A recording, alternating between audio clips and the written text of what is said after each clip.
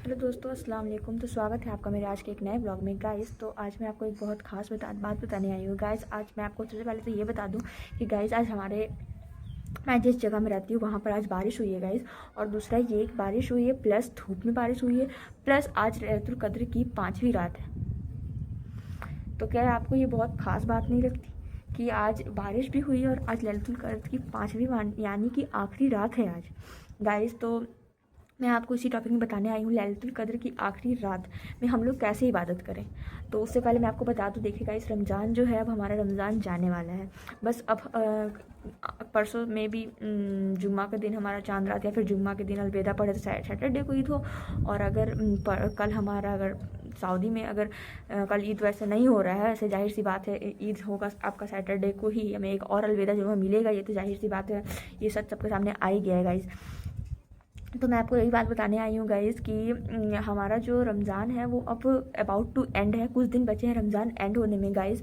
और हमें नहीं मालूम हमें अगले साल रमज़ान मिलेगा या नहीं। तो हमें पहले सबसे पहली बात तो हमें तो अल्लाह का अभी तुरंत इस वक्त मेरे साथ अल्हम्दुलिल्लाह कहें, क्योंकि हमें रमज़ान नसीब हुआ इस साल, वापस से हमें रमज़ान नसीब हुआ। इसलिए चले साथ में कहते हैं अल्हम्दुलिल्लाह, अल्लाह का बड़ा करम है कि हमें वापस से इस साल हमें रमज़ान देखने को मिला, रोज़े रखने को मिले और अच्छी सेहत में रोज़ा रखने को मिला और हमारा रोज़ा बहुत अच्छे से पार हुआ अल्हम्दुलिल्लाह। तो इस बात पे आप ज़रूर से ज़रूर अल्हम्दुलिल्लाह कहें, क्योंकि बहुत नसीब वाले होते हैं वो शख्स जिनको रोज़ा बहुत अच्छी सेहत में मिल जाए अल्हम्दुलिल्लाह और बहुत बरकत के साथ मिल जाए, बहुत खुशियों के साथ मिल जाए।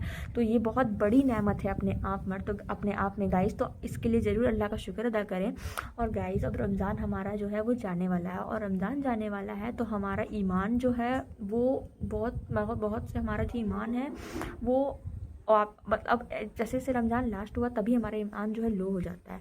तो हमारा आज रमज़ान जो है जाने वाला है तो उसकी वजह से हमारा ईमान भी धीरे धीरे लो होने लगता है।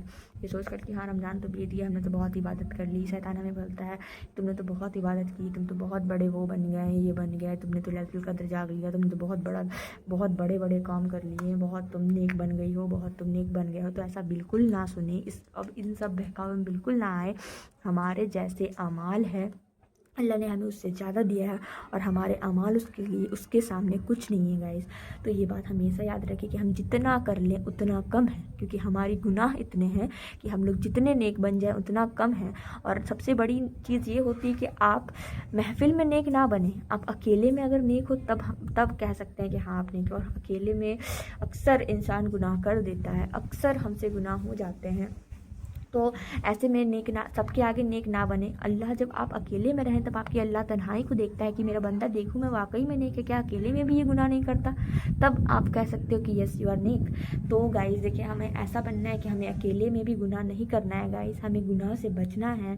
रमज़ान जा रहा है, हमें साथ में बहुत कुछ सिखाता हुआ जा रहा है, हमें ये सिखाता हुआ जा रहा है कि हमें अपना नमाज़ नहीं छोड़ना, हमें अपनी नमाज़ को वक्त पर पढ़ना है, हमें कुरान पढ़ना है, हमें तस्बीह करनी है, हमें बहुत सारी इबादत करना और अल्लाह को राज़ी रखना और अपने गुनाहों से हमें दूर रहना है।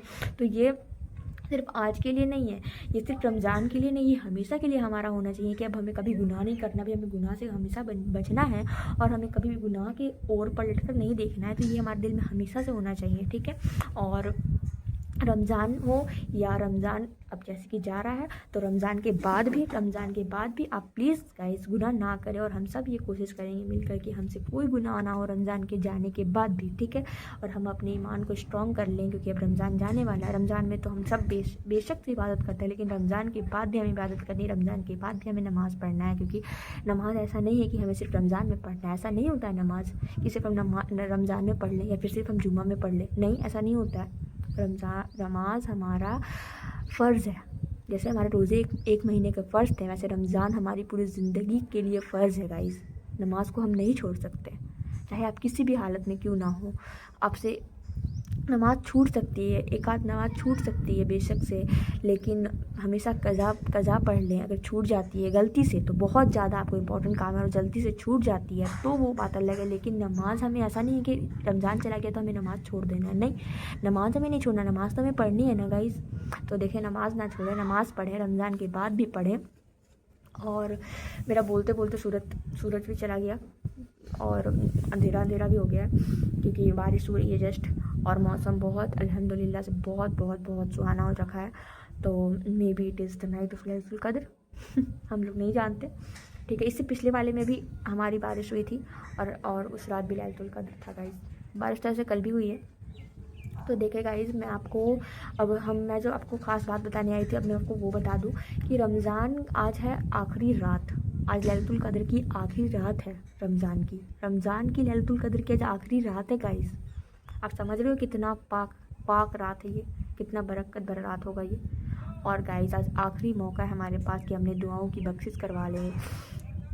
ऐसे तो पूरा रमज़ान होता है, लेकिन रात की बात सोचिए, हमें रात को नींद आ रहा है, हमें बहुत थकान है, हम पूरे दिन इफ्तार बनाकर या फिर घर के काम कर कर या फिर मार्केट जाकर हम थक चुके हैं, लेकिन फिर भी हम आके रात में जाग रहे हैं, इबादत कर रहे हैं अल्लाह के लिए। क्यों? क्योंकि आज लैलतुल कद्र की रात है और हमें पता है ये रात मग़फ़िरत की है, ये रात दुआ की कबूलियत की है, इसकी वजह से हम लोग जाग रहे हैं। तो समझ रहे हो अल्लाह को अपने बंदों पर कितना प्यार आएगा कि मेरा बंदा थक चुका है, हार चुका है, लेकिन फिर भी मेरे बंदे ने मेरी इबादत करने नहीं छोड़ी है, वो मेरे से मांग रहा है, वो बैठा हुआ है मुसल्ले पर बैठ के, वो रो रहा है। तो गाइज़, मैं आपको आज रात के 2 खास अमल बताने आई हूँ जो इस रात ज़रूर से ज़रूर करें आज की रात। तो आज है 28 रमज़ान और मगरिब के बाद 29 हो जाएगा, इसलिए हमें आज जागना है। तो आज के दिन आज 2 काम ज़रूर से करें। पहला, अल्हम्दुलिल्लाह की वो करें, तस्बीह पढ़ें, मतलब शुक्र, अल्लाह का शुक्र करें, अल्लाह का बहुत बहुत शुक्र करें, इसलिए क्योंकि अल्लाह पाक ने हमें रमज़ान दिया और अल्लाह पाक हमें आने वाले इंशाल्लाह बहुत से रमज़ान नसीब करे और हमें पूरी अच्छी सेहत में रमज़ान हमारा गुजारा। अल्हम्दुलिल्लाह हमारा रमज़ान बहुत अच्छे से गुजरा, हमें अच्छा खाया पिया, पहना ओढ़ा, सोया, हर एक चीज़ करी। तो इसके लिए सबसे पहले अल्हम्दुलिल्लाह कहें और अल्लाह का कसरत से शुक्राना करें, कसरत से शुक्राने की नमाज़ पढ़ें, ठीक है। कसरत से ना पढ़े, 2 रकात नफिल पढ़ लो और अपने दिल में अल्लाह को बहुत ज़्यादा शुक्र अदा कर दे, ऐसा कर दे और अल्हम्दुलिल्लाह की तस्बीह कर लें, ठीक है। और दूसरा ये कि आप इस्तिग़फ़ार की तस्बीह करें, अल्लाह से अपनी माफ़ी मंगवाएं, अल्लाह से अपने गुनाहों की माफ़ी मंगवाएं कि कोई हमें नहीं पता कि हम तो रोज़े रख रहे हैं, रात को जाग भी रहे हैं, लेकिन हमें नहीं पता हमने कितने गुनाह किए हैं। हमें पता है ना हमने कितने गुनाह किए, हम नेक है या फिर कैसे, हमें तो पता है ना, ठीक है। हमसे गुनाह होते हैं, बिल्कुल होते हैं गुनाह, हम ऐसा नहीं है कि हम लोग सब नेक बन गए हैं, ऐसा बिल्कुल भी नहीं, हमसे गुनाह होते हैं और हम गुनाह करते हैं जो कि अल्लाह और आप जानते हो, अल्लाह और हमारे बीच है, जिससे अल्लाह ताला ने कभी दूसरे बंदों के बीच नहीं खोला आपके गुनाहों को। तो इसके लिए अल्लाह का शुक्र अदा ज़रूर से करें और अल्लाह के आगे अपनी गुनाहों की माफ़ी भी ज़रूर से मांगे आज की रात, क्योंकि आज आखिरी बात है कदर की गाइस। तो मैं आपको यही कुछ खास बात बताने आई थी। 2 अमल ये ज़रूर से करें, शुक्र अल्लाह का करें और दूसरा अपने गुनाहों की माफ़ी मांग ले गाइस।